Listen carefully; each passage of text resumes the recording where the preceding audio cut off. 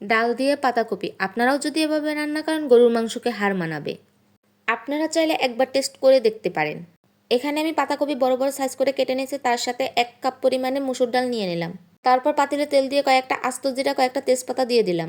তার সাথে 1 মুঠ পরিমাণ কুচি পেঁয়াজ দিয়ে দেবো ও রসুন কুচি অ্যাড করে দিব। কয়েকটা শুকনো চাল আর কাঁচা চাল অ্যাড করে দিব, সাথে এক পরিমাণ মতন লবণ অ্যাড করে দিব। তার সাথে হলুদের গুঁড়া ও ধনিয়ার গুঁড়া অ্যাড করে দিব।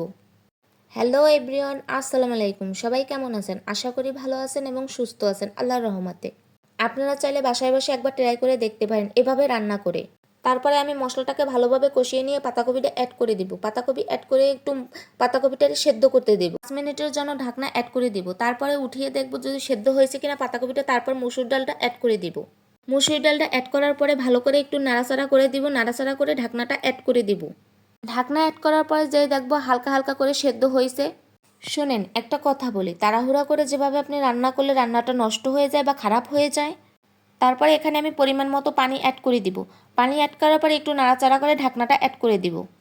ঠিক তেমনই ভালোবাসা নিয়েও যদি আপনি তাড়াহুড়া করেন তার ফল কিন্তু ভালো হয় না। দেখবেন খুব যত্ন করে, খুব গুছিয়ে, সুন্দর করে যদি আপনি রান্না করেন, ঠিক তেমনই ভালোবাসাও ধীরে ধীরে সময় মনের সাথে মনের মিল করে নিলে আরও মধুর হয়।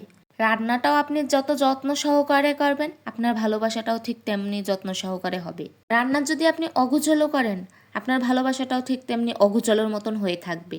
তারপরে আমি ঢাকনাটা উঠিয়ে নিলাম। ঢাকনাটা উঠিয়ে কিছু টমেটো অ্যাড করে দেব।